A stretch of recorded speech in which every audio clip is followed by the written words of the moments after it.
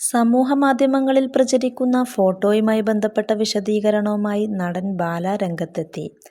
ബാലയും ആദ്യ ഭാര്യയായ അമൃത സുരേഷും ഒരുമിച്ച് നിൽക്കുന്നതാണ് ഫോട്ടോ.